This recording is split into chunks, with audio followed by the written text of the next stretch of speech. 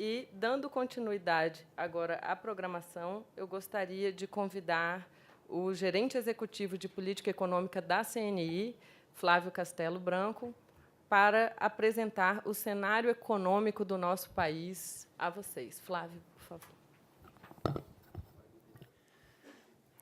Obrigado, Camila. Boa tarde a todos aqui em Brasília e nos diversos locais onde esse evento está ocorrendo, nas federações e sindicatos. Vamos ver aqui os cenários e as perspectivas para a economia brasileira. Eu acho que a primeira coisa é saber aonde nos encontramos, onde estamos. A grande pergunta é a recessão, que foi a mais forte, mais profunda que nós temos aí em décadas, se ela está sendo superada nesse momento e, de fato, as respostas aparentemente indicam que sim, embora a superação desse momento vá ser um trabalho e um processo bastante lento e gradual. Então, se nós estamos ultrapassando a recessão, porque, vamos dizer assim, saímos do poço, num linguajar um pouco mais frouxo, né?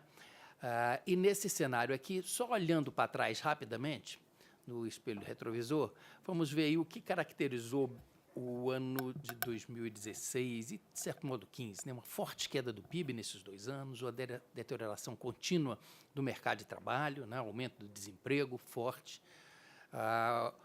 uma contração muito grande do investimento, ficou, com os dados do PIB de hoje, a terceira queda seguida da chamada formação bruta de capital fixo, que esse que é o motor do crescimento no longo prazo, né, o investimento, um encolhimento do nosso mercado doméstico, nossa demanda doméstica, que foi, durante a década passada, um dos grandes fatores de expansão da economia brasileira, por conta do aumento do desemprego e da própria inflação, que corrói as rendas, o poder de compra das famílias diminuiu, e isso terminou levando uma queda generalizada da produção entre os diversos setores da indústria, não só da indústria, mas atingindo outros segmentos da economia brasileira com uma intensidade como a gente nunca tinha visto. Mas agora vamos virar e, em vez de olhar no retrovisor, vamos olhar para frente, né? Olhando para frente, a situação melhora um pouco. É como se estivéssemos saindo de uma tempestade, está aparecendo aqueles raios de luz, né, o céu clareando. A confiança empresarial está em recuperação, né?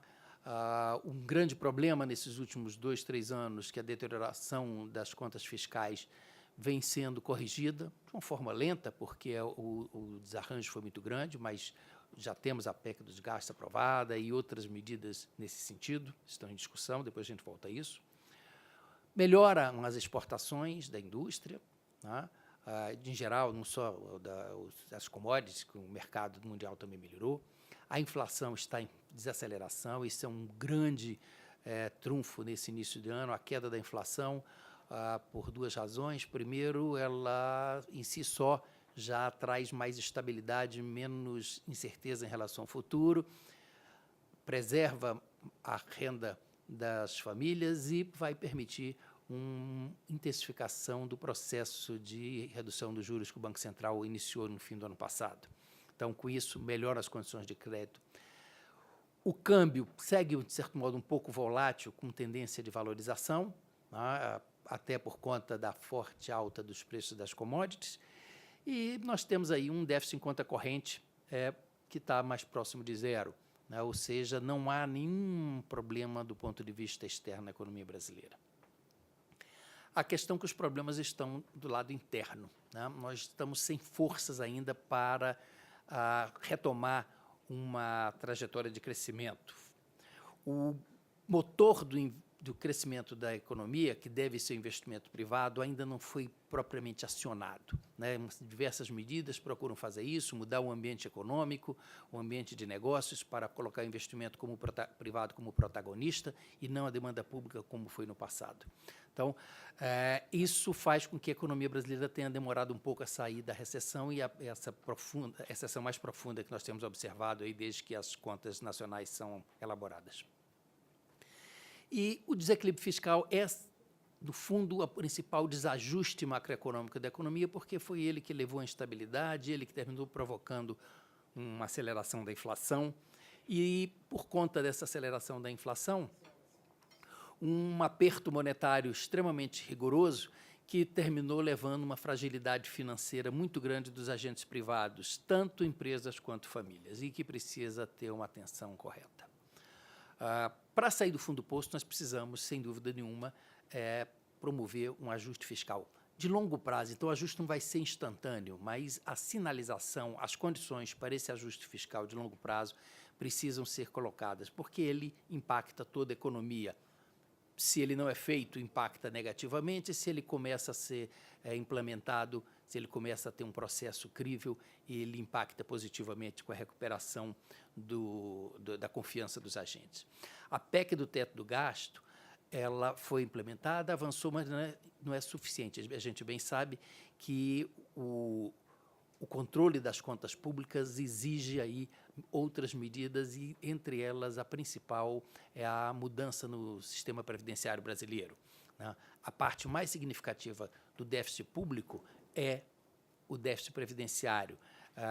Eu vou passar rapidamente por esse slide, depois eu volto para o outro. Vocês vendo aí o déficit nos últimos anos, o superávit, que era em verde, passou um déficit, a barra verde negativa, e a grande componente do déficit público brasileiro é o déficit da Previdência. Então, para equacionar as contas públicas, precisamos equacionar o déficit previdenciário.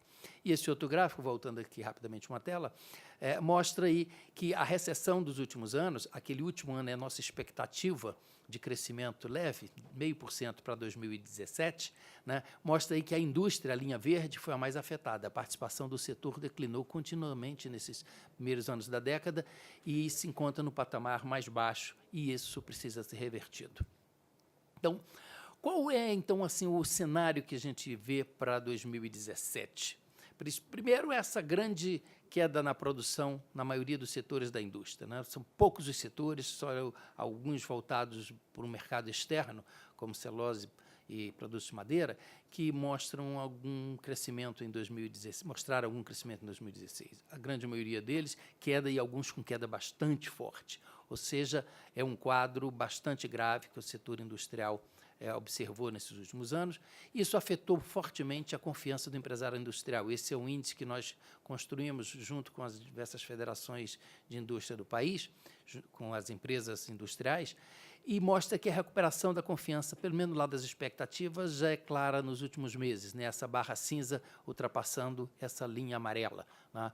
Nós chegamos no fundo do poço e podemos dizer agora que estamos, pelo menos lá da confiança, já com a confiança gradualmente recuperada. Ela precisa, essa recuperação, ser mais intensa para que o empresário com mais confiança volte a ser mais arriscado e retome seus projetos de investimento.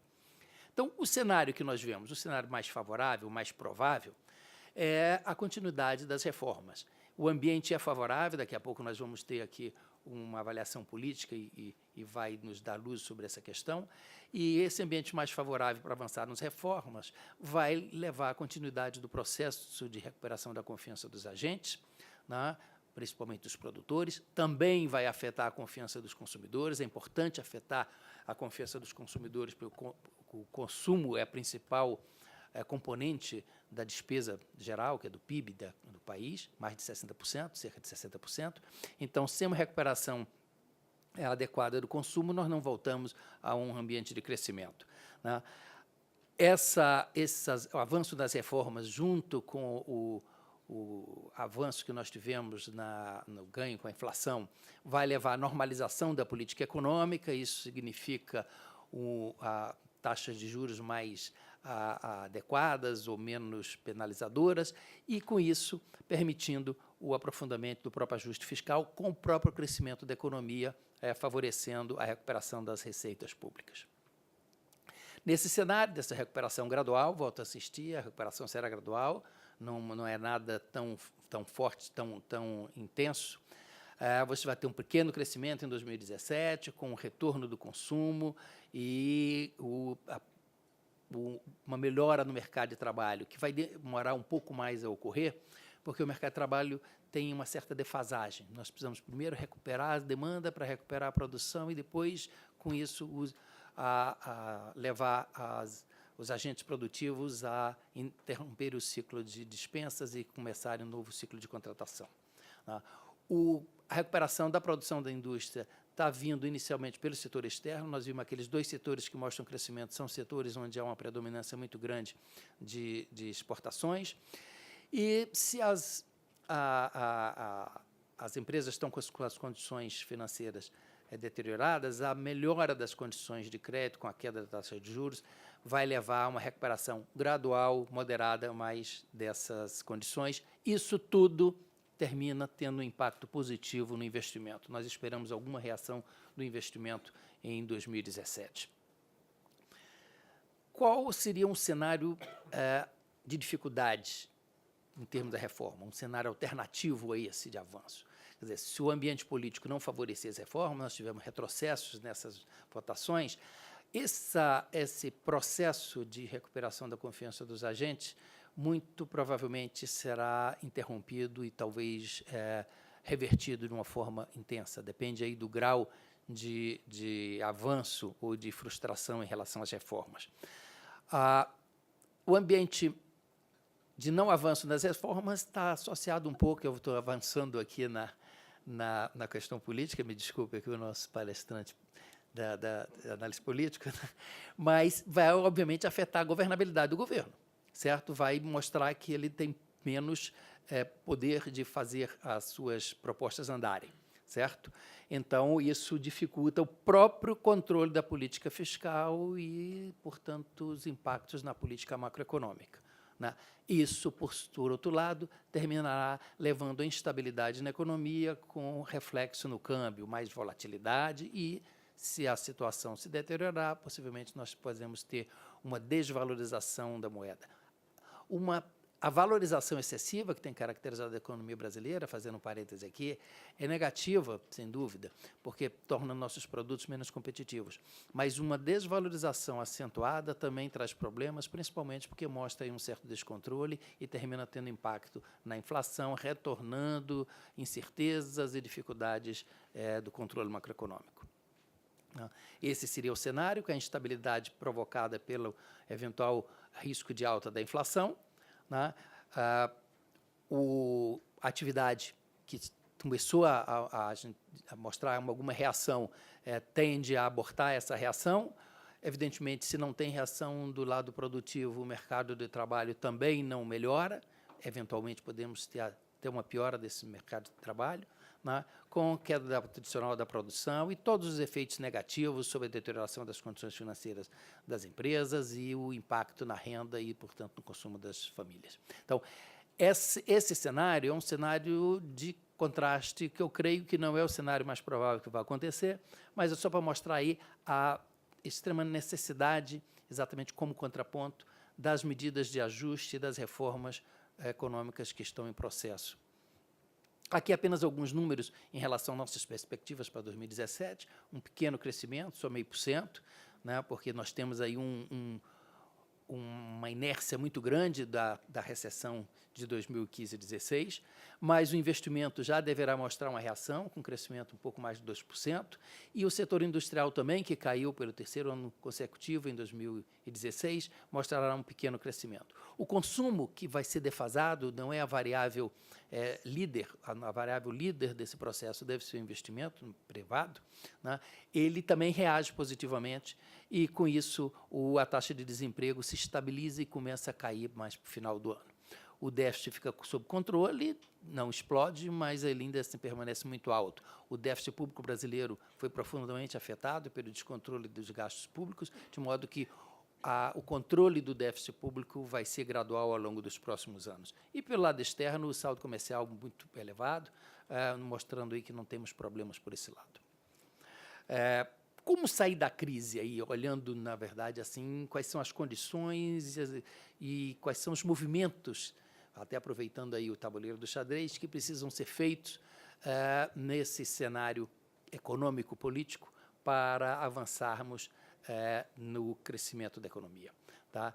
Primeiro, houve uma transição, está havendo essa transição para o novo regime fiscal, né? Se foi desorganização fiscal, principal causadora da grande recessão que nós tivemos, essa transição para o novo regime sinaliza para o recontrole das contas públicas e, com isso, melhorando parcialmente e gradualmente a confiança na economia, tanto interna como externa. Na verdade, talvez hoje a confiança pelo lado dos agentes externos da economia brasileira já é relativamente mais forte até, tanto que a entrada de recursos estrangeiros, que provoca uma certa valorização da nossa moeda, vem ocorrendo com intensidade. Mas o processo de ajuste fiscal ele não pode ser o único foco da política econômica e da estratégia da economia brasileira, certo? Ele não pode prejudicar outras agendas, principalmente aquelas agendas que tratam da questão da competitividade e da melhoria do ambiente de negócios. Atacar simultaneamente com intensidade, com determinação, essas outras agendas, é importante para consolidar esse quadro de melhoras expectativas, para reverter o quadro recessivo que ainda, de certo modo, nos domina nesse início do ano. Quais são as fontes de crescimento para sair dessa situação? Na verdade, como eu já mencionei antes, a recuperação do consumo é essencial, né? A melhoria da renda, ou pelo menos com a não corrosão das rendas com a queda da inflação, vai contribuir com toda certeza para a recuperação do poder de compra das famílias e uma melhora gradual do emprego no segundo semestre, né? Então, esse dado conjunto vai ser associado, vai ser potencializado pelo ajuste na política monetária. As famílias promoveram alguma melhora, alguma recomposição dos seus saldos devedores, né, da sua condição financeira, e a queda da taxa de juros e o gradual aumento do volume de crédito vai terminar melhorando, ajudando a recuperar as condições financeiras das empresas, junto com a queda da inflação e vamos dizer assim, a não deterioração adicional do mercado de trabalho, recuperar a confiança dos consumidores e, com isso, a sua predisposição ao consumo. O indicador de confiança dos consumidores que a CNI levanta através dos dados do IBOP mostram já uma recuperação gradual, mas bastante sensível. Mas o grande motor do crescimento da economia brasileira necessariamente precisa ser o investimento privado, né? A recomposição da confiança dos agentes econômicos através da melhoria dos marcos regulatórios, dos avanços no programa de concessão, aquilo que já se chama de privatização, dá ao capital privado o papel de prover os investimentos em infraestrutura necessários para melhorar o sistema de logística do país, né? Eles são não só uma fonte de eficiência a médio e longo prazo, nosso sistema de logística e infraestrutura é deficiente, como os investimentos nessa área são bastante vultosos e têm um efeito multiplicador grande. Como o Estado não tem condições de arcar com isso, é necessário a participação do capital privado através dos programas de privatização e concessão. E hoje mesmo o governo acho que está fazendo um evento importante de lançamento de um conjunto de projetos de concessão e de privatização em diversas áreas que vão ajudar a retomada do investimento nesse setor. Então, outra condição é recuperar vamos dizer assim, as contas públicas para reverter esse quadro de incerteza macroeconômica, né? Agora, uma outra agenda, outra alavanca de crescimento que precisamos potencializar é a retomada das exportações. O Brasil deu pouca atenção às exportações como alavanca do crescimento na década passada, e é importante que essa fonte de crescimento seja potencializada, né? Abertura de novos mercados, avanços na agenda de competitividade que reduz o custo de produzir no Brasil e estimulem o aumento da produtividade das empresas, são essenciais, junto aí com a agenda de redução de burocracia e facilitação de comércio, que estão em processo nos diversos órgãos governamentais que tratam da política externa brasileira. Eu acho que a mudança na política externa brasileira, principalmente na política comercial, é um marco nesse ano de 2016. Qual é a agenda, então, para 2017? Quais são as mensagens fundamentais que seria nós termos aqui em mente? Primeiro, que nós precisamos trabalhar simultaneamente essa agenda fiscal, né, com a agenda do ambiente de negócios e da competitividade. Não podemos ficar focalizados unicamente na agenda fiscal, né, com toda a importância e prioridade que ela tenha, né. Mas precisamos também ter vamos dizer assim, um sistema de governança da agenda de competitividade e que permitam a coordenação das diversas políticas nas diversas áreas. Esse tem sido talvez um calcanhar de Aquiles que a economia brasileira tenha e é importante nós trabalharmos nisso até para fazer essa coordenação entre a agenda fiscal e a agenda microeconômica de uma forma mais ampla, certo? Então, nesse sentido, evidentemente, eu até coloquei aqui na ordem de prioridade, porque para o setor privado, evidentemente, para a retomada do setor privado, principalmente do investimento, vamos dizer assim, são os pontos mais importantes, mas sem descuidar, evidentemente, da base do fundamento, que é a recuperação e a consolidação do ajuste fiscal, com a aprovação da reforma da Previdência e já, vamos dizer assim, em vigor a medida de controle do crescimento do gasto. Evidentemente que todo esse cenário aqui precisa muito de discussões congressuais. Esses processos todos, não todos, mas muito deles, passam pelo Congresso. Muito já foi feito, né, mas ainda tem pontos a equacionar ou em processo, né? Reverter a situação de ajuste fiscal é um processo que vai demorar alguns anos. Consolidar a retomada da confiança dos agentes, né, isso já, de certo modo, ocorreu, e temos que avançar nessa agenda estruturante da competitividade e da melhoria do ambiente de negócio para reaquecer a economia e voltar, vamos dizer assim, a colocar principalmente o investimento privado como o grande motor da agenda do crescimento. O que está sendo feito pela agenda fiscal, não vou passar item por item, vocês podem vendo aqui, mas ela já tem alguma dessas coisas, grande parte já está em processo, até já foi ultrapassado, né, como a implantação da chamada PEC do controle do gasto. A retomada das privatizações, que não depende tanto de medidas legislativas, mas depende muito de mudança nos marcos regulatórios, em alguns casos medidas legislativas, mas principalmente, né, de uma melhoria, ou uma aceleração do programa da chamada PPI, regime de concessões e participações. Volto a mencionar o evento de hoje, né? No lado da infraestrutura, um grande avanço foi a revisão da Petrobras como único operador do pré-sal. Isso permite a atração de novos investimentos privados nessa área do petróleo, que foi um carro forte e também foi uma das razões da queda do investimento e da atividade econômica.